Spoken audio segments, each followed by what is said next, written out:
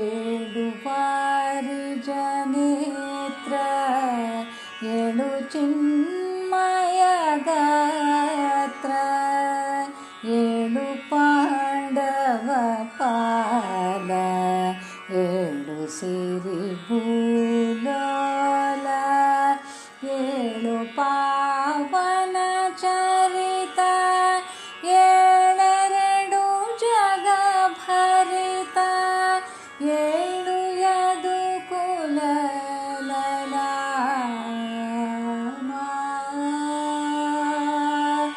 ಏಳು ಯದು ಕುಲ ಲಲಾಮ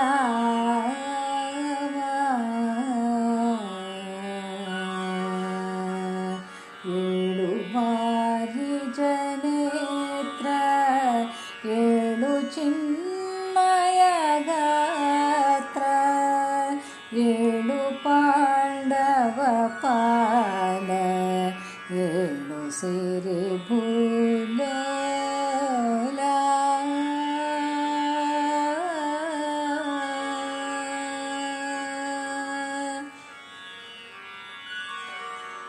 ಮೂಡುತ್ತಿವೆ ಅರುಣ ಕಿರಣೋಡುತ್ತಿವೆ ತಮದ ಕುಳ ಬಾಡುತ್ತಿವೆ ತಾರಿನನ ಬೇಡುತ್ತಿವೆ ಚಕ್ರವಾ ಕಾಡುತ್ತಿವೆ ಕಿರಬಲು ಪಾಡುತ್ತಿದೆ ತುಂಬಿನಲಿದಾಡುತ್ತಿವೆ ಖಗ ಸಮೂಹ ರೂಢಿಯೊಳು ಮುನಿ ಜನರು ನೋಡಿದ ವಿಗತ ಹರಿಯ ಷೋಡಶೋಪಚಾರಾರ್ಚನೆ ಮಾಡಿ ಮನದಣಿಯೇ ಕೊಂಡಾಡಿ ಕುಣಿದಾಡಿ ಭವ ಕಾಡ ನೀಡಾಡಿ ವರ ಬೇಡುತ್ತೈದಾರೆ ಗಡ ಹರಿಯೇ ಏಳು ಬಾರಿ ಜನೇತ್ರ ಏಳು ಚಿನ್ಮಯ ಗಾತ್ರ ಏಳು ಪಾಂಡವ ಪಾಲ ಏಳು ಸಿರಿ ಭೂಲೋಲ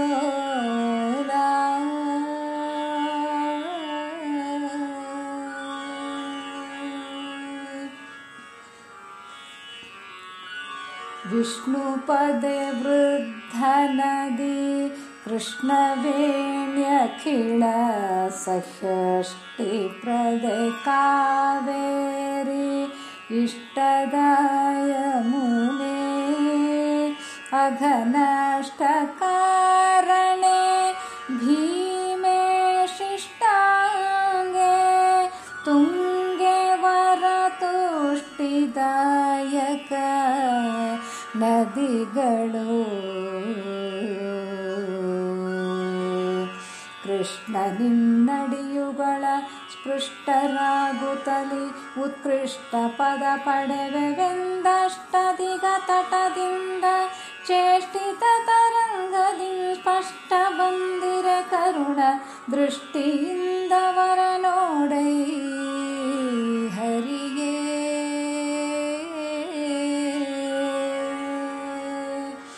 ಏಳು ಬಾರಿ ಜನೇತ್ರ ಏಳು ಚಿನ್ಮಯ ಗಾತ್ರ ಏಳು ಪಾಂಡವ ಪಾಲ ಏಳು ಸಿರಿ ಭೂಲೋಲ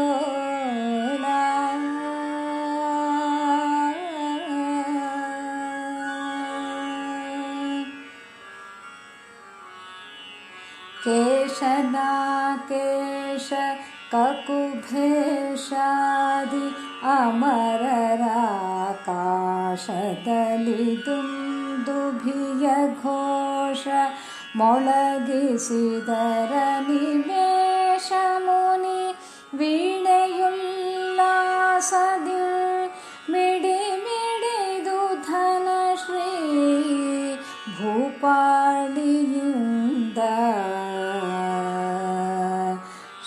ಶೇಷಶಯನಖಿಳ ನಿರ್ದೋಷ ಗುಣಪೂರ್ಣ ಸರ್ವೇಶ ಮುಕುಂದ ಭಟಕೋಶನೆಂದವರು ನಿನ್ನ ಬೇಸರದೆ ಪಾಡುತ್ತಿಹರು. ಶ್ರೀಶ ಪ್ರಸನ್ನ ವೆಂಕಟೇಶನೇ ಒಲಿದು ಪವಡಿಸೋ ಹರಿಯೇ. ಶ್ರೀಶ ಪ್ರಸನ್ನ ವೆಂಕಟೇಶನೇ ಒಲಿದು ಪವಡಿಸೋ ಹರಿಯೇ.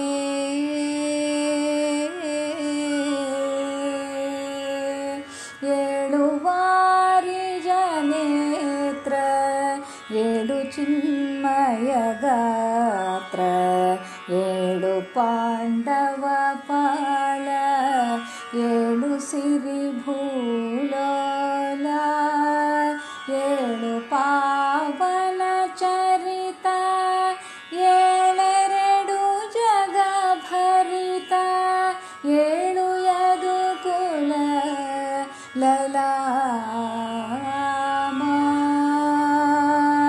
ಏಳು ಯದು ಕುಲ ಲಲಾಮ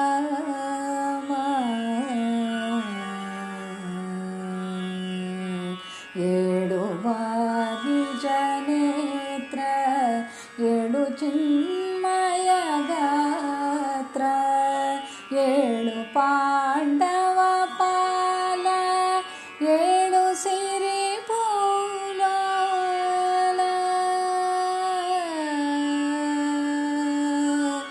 ಏಳು ಸಿರಿ ಭೂಲೋಲ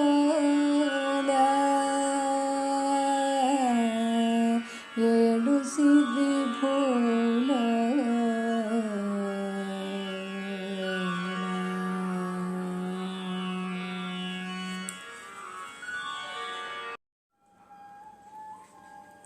ಹರೇ ಶ್ರೀನಿವಾಸ. ಎಲ್ಲರಿಗೂ ಪರಿಮಳ ರಂಗನಾಥ್ ಮಾಡುವ ನಮಸ್ಕಾರಗಳು.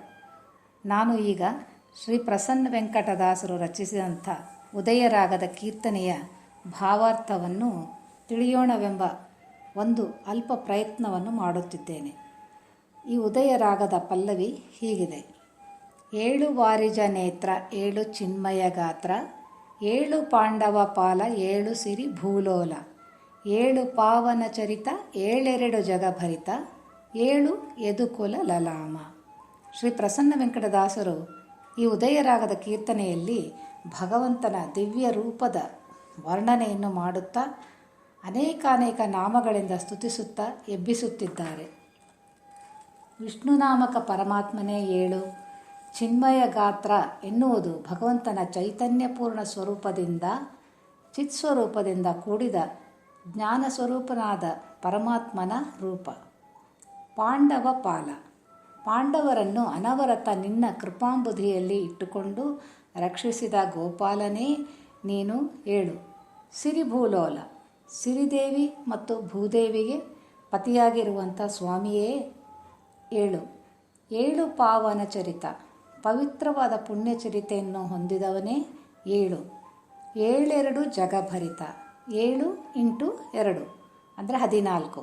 14 ಲೋಕಗಳನ್ನು ತನ್ನ ಒಡಲಿನೊಳಗೆ ಧರಿಸಿಕೊಂಡ ಜಗದ್ರಕ್ಷಕನೇ ಯದುಕುಲ ತಿಲಕನಾದ ಸ್ವಾಮಿಯೇ ಏಳು ಎಂದು ದಾಸರು ಭಗವಂತನನ್ನು ಸ್ತುತಿಸುತ್ತಿದ್ದಾರೆ. ಜಗತ್ತು ಭಗವಂತನ ಸೃಷ್ಟಿ, ಅಣುರೇಣು ತೃಣಕಾಷ್ಟ ಅವನೇ ಎನ್ನುವಂತೆ ಸೃಷ್ಟಿಯ ಎಲ್ಲ ಚರಾಚರಗಳಾದ ಗಿಡ ಮರ ಹಕ್ಕಿ ಎಲ್ಲ ಜೀವ ಸಂಕುಲಗಳು ಅವನ ಏಳುವಿಕೆಗೆ ಕಾಯುವಂತಿವೆ. ಇದನ್ನು ದಾಸರು ನುಡಿ ಒಂದರಲ್ಲಿ ಚಿತ್ರಿಸಿದ್ದಾರೆ. ಮೂಡುತ್ತಿವೆ ಅರುಣ ಕಿರಣೋಡುತ್ತಿವೆ ತಮದ ಕುಳ, ಬಾಡುತ್ತಿವೆ ತಾರಿನನ ಬೇಡುತ್ತಿದೆ ಚಕ್ರವಾಕಾಡುತ್ತಿವೆ ಕೀರ ಬಲು ಪಾಡುತ್ತಿದೆ ತುಂಬಿನಲಿದಾಡುತ್ತಿವೆ ಖಗ ಸಮೂಹ.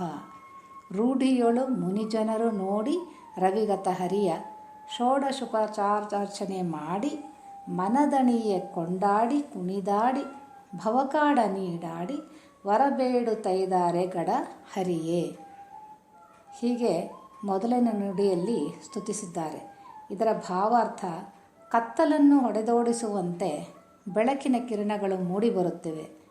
ತಮದ ಗುಂಪು ಕರಗಿ ಹೋಗುತ್ತಿದೆ. ಗಿಡಮರದಲ್ಲಿದ್ದ ಗಿಣಿಗಳು ಕೋಗಿಲೆಗಳು ಇಂಪಾಗಿ ಹಾಡುತ್ತಿವೆ. ಹೂವಿನಿಂದ ಹೂವಿಗೆ ಹಾರುತ್ತಾ ದುಂಬಿಗಳು ನಲಿದಾಡುತ್ತಿವೆ. ಆಗಸದಲ್ಲಿನ ಖಗ ಪಕ್ಷಿಗಳು ಅಂದರೆ ಗರುಡ ಪಕ್ಷಿ ಗುಂಪು ಗುಂಪಾಗಿ ತಮ್ಮದೇ ಗತಿಯಲ್ಲಿ ನಲಿಯುತ್ತಾ ಹಾರುತ್ತಿವೆ.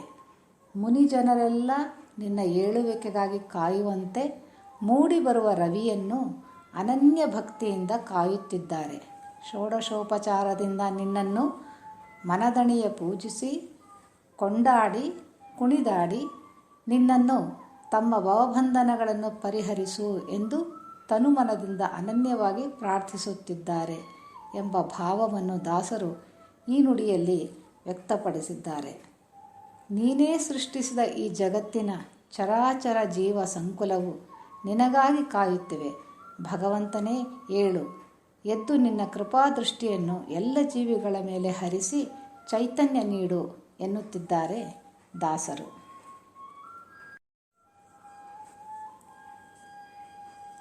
ದಾಸರು ಎರಡನೇ ನುಡಿಯಲ್ಲಿ ವಿಷ್ಣುಪದೆ ವೃದ್ಧ ನದಿ ಕೃಷ್ಣವೇಣ್ಯಖಿಳ ಸಂಹೆಷ್ಟಿಪ್ರದೆ ಕಾವೇರಿ ಇಷ್ಟದ ಯಮುನೆ ಅಘನಷ್ಟ ಕಾರಣೆ ಭೀಮೆ ಶಿಷ್ಟಾಂಗೆ ತುಂಗೆ ವರತುಷ್ಟಿದಾಯಕ ನದಿಗಳು ಕೃಷ್ಣ ನಿನ್ನಡಿಯುಗಳ ಸ್ಪೃಷ್ಟರಾಗುತ್ತಲಿ ಉತ್ಕೃಷ್ಟ ಪದ ಪಡೆವೆವೆಂದಷ್ಟ ದಿಗತಟದಿಂದ ಚೇಷ್ಟಿತ ತರಂಗದಿಂ ಸ್ಪಷ್ಟ ಬಂದಿರೆ ಕರುಣ ದೃಷ್ಟಿಯಿಂದವರ ನೋಡೈ ಹರಿಯೇ. ಈ ಎರಡನೇ ನುಡಿಯಲ್ಲಿ ದಾಸರು ಭಗವಂತನ ಸೃಷ್ಟಿಯ ಇನ್ನೊಂದು ಭಾಗವಾದ ಅವನಿಂದಲೇ ಚಲನೆಗೊಂಡ ಎಲ್ಲ ಪವಿತ್ರ ನದಿಗಳನ್ನು ಸ್ಮರಿಸುತ್ತಾ ಅವುಗಳ ಮೂಲಕ ಭಗವಂತನನ್ನು ಸ್ತುತಿಸಿದ್ದಾರೆ. ವಿಷ್ಣುಪಾದದಿಂದ ಹುಟ್ಟಿ ಬಂದ ಗಂಗೆಯನ್ನು ವಿಶೇಷ ಪದದಿಂದ ವೃದ್ಧ ನದಿ ಎಂದಿದ್ದಾರೆ.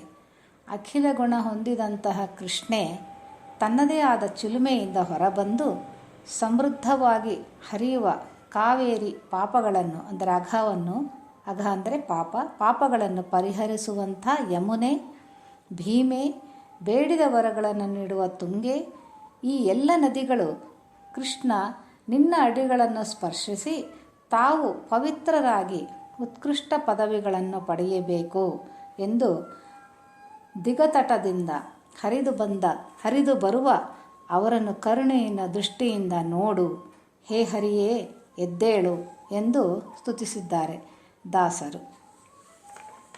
ನುಡಿ 3ರಲ್ಲಿ ಕೇಶನಾಕೇಶ ಕಕುಭೇಷಾದಿ ಅಮರರಾಕಾಶದಲ್ಲಿ ದುಂದುಭಿಯ ಘೋಷ ಮೊಳಗಿಸಿದರ ಅನಿಮೇಷ ಮುನಿ ವೀಣೆಯುಲ್ಲಾಸದಿನ್ಮಿಡಿಮಿಡಿದು ಧನಶ್ರೀ ಭೂಪಾಳಿಯಿಂದ ಶೇಷಶಯನಖಿಳ ನಿರ್ದೋಷ ಗುಣಪೂರ್ಣ ಸರ್ವೇಶ ಮುಕುಂದ ಭಟಕೋಶನೆಂದವರು ನಿನ್ನ ಬೇಸರದೆ ಪಾಡುತಿಹರು.